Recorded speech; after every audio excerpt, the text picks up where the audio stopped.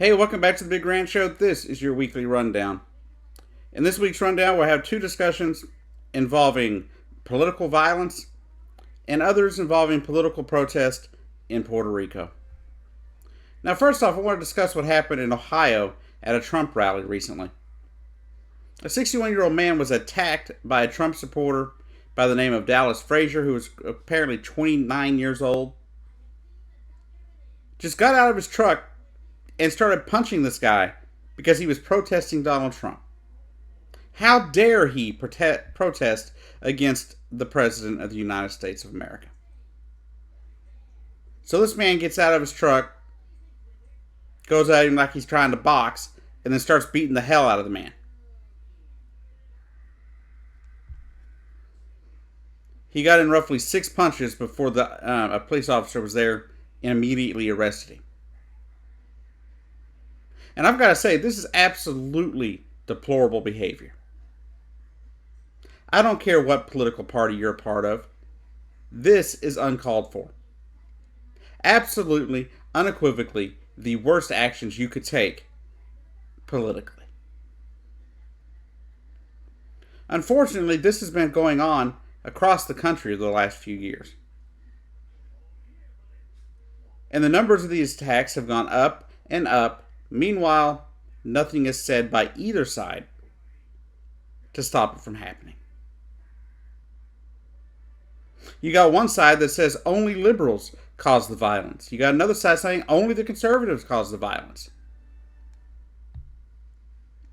In another story involving the same topic, a MAGA hat wearing Trump supporter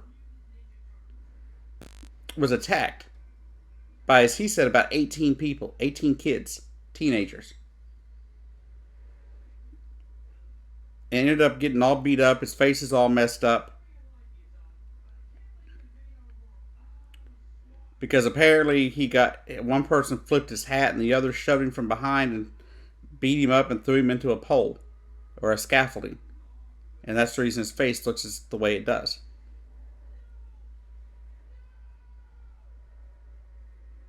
So nowhere am I trying to say that one side is better than the other on violence. Because I have the one stance that I've always had. Political violence is unnecessary, uncalled for, and not what we do here. At least we shouldn't. We've already been through civil war in the past. We've been through, the tensions of, race problems we had back in the 60s. But in my lifetime, we have remained calm when it comes to politics for the most part. Until now. And now you've got people on both the left and the right deciding that punching people, attacking people is okay. And it's not. There is no excuse,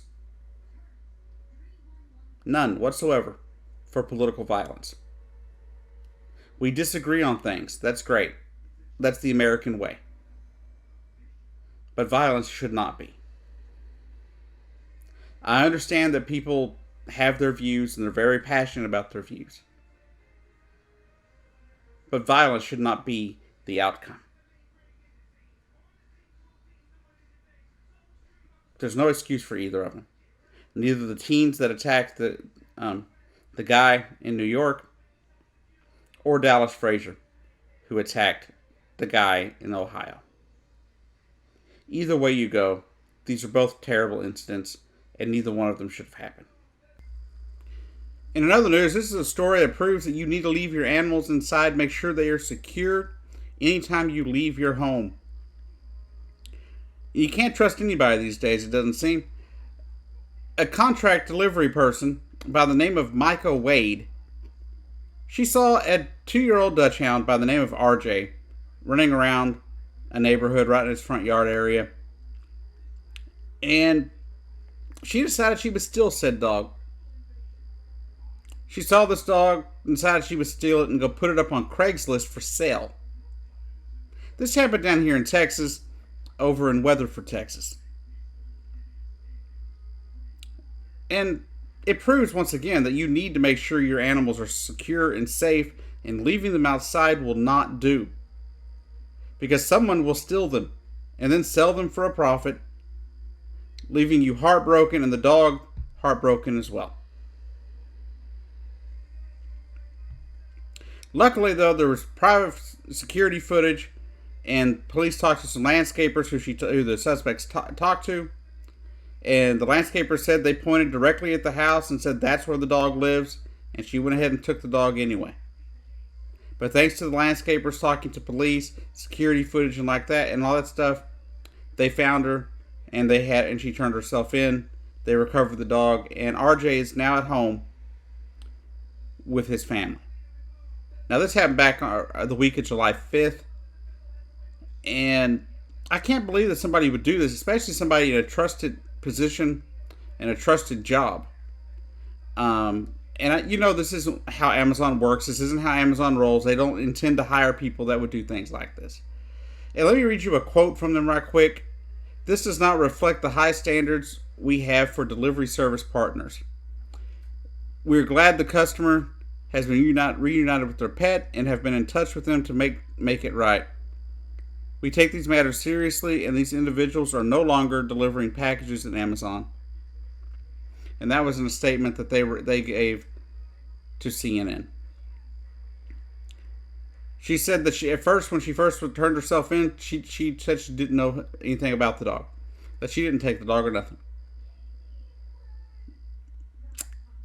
And so obviously that was a lie, because later on, she admits it and she gives the dog back.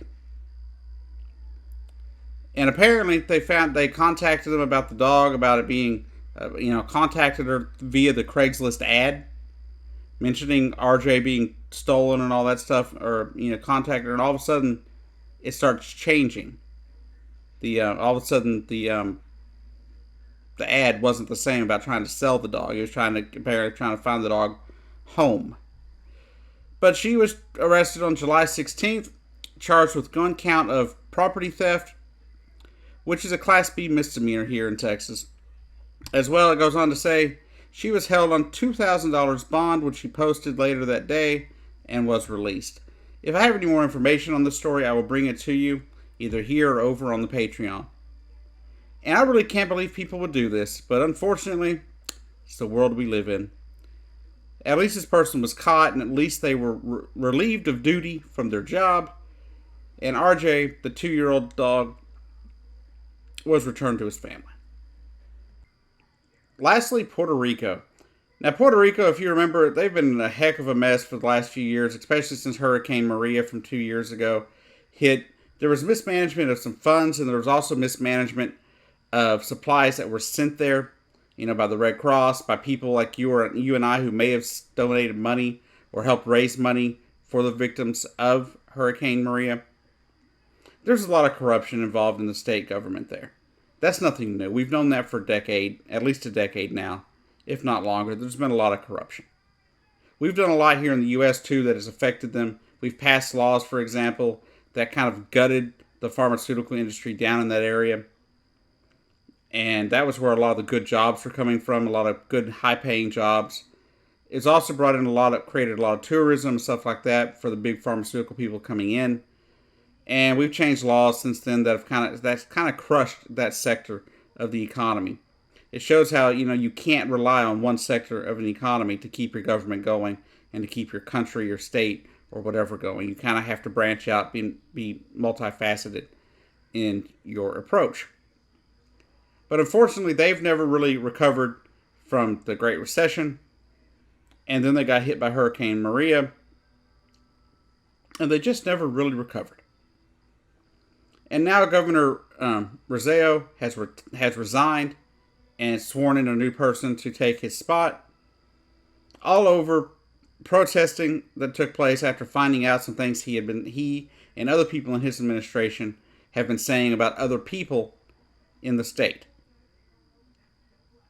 Referring to a congressional representative who happens to be Puerto Rican, who lives in New York, who's a representative in New York, calling her a whore. And another person within the cabinet there, within his administration, saying that he would love to shoot the mayor of San Juan, Miss Cruz. If you remember, Cruz has been a very big critic of Donald Trump after Maria. She's also been a very big critic of the governor of Puerto Rico since then as well. And now comes the story, the news, after all of this stuff you've heard so far in the story.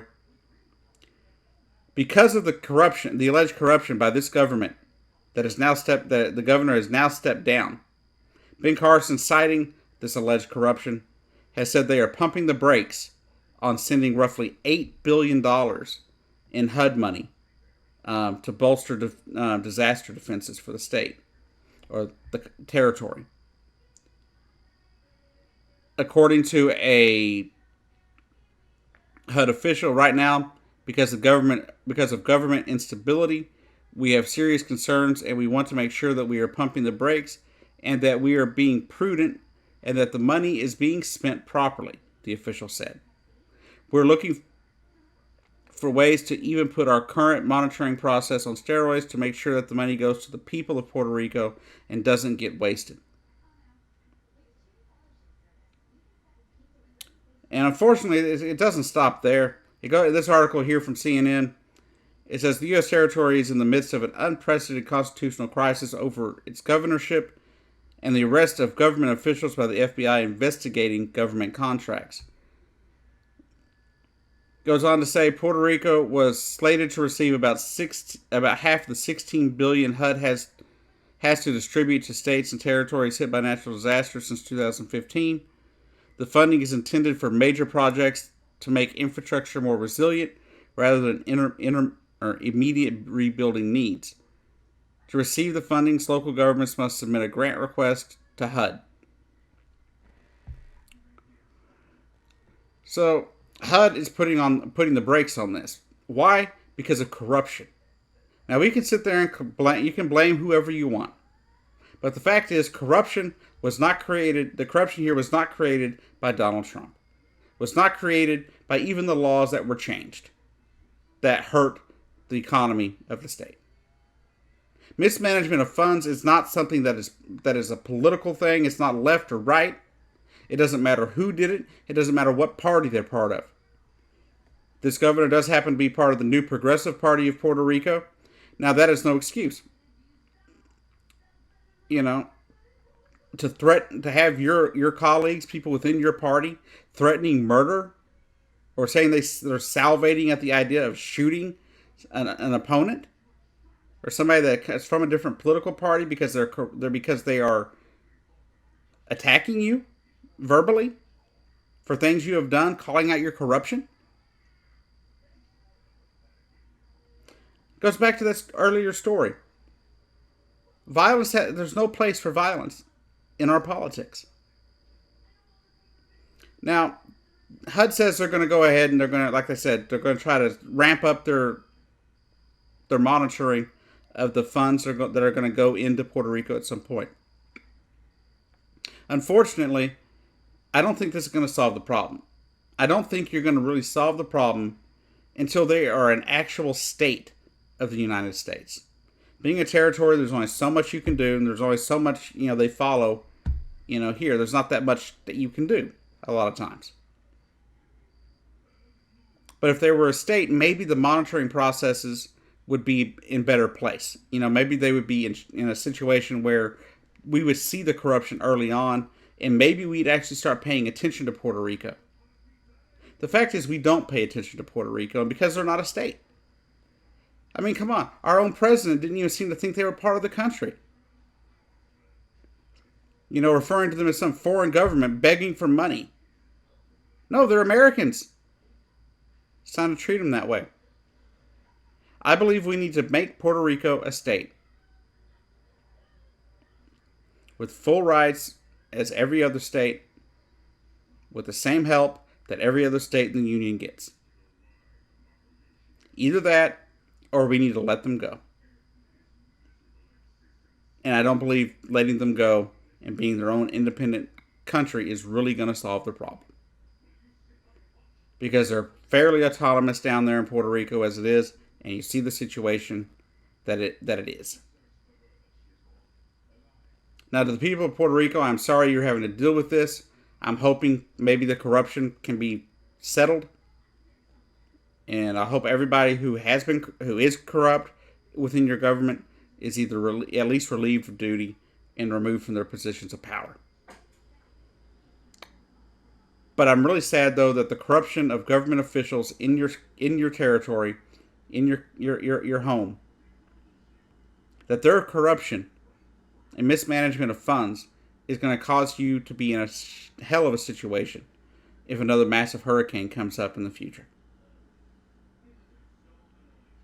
Anyways, this has been your weekly rundown. I've been your host, Jacob Keck, and I'll see you down the road.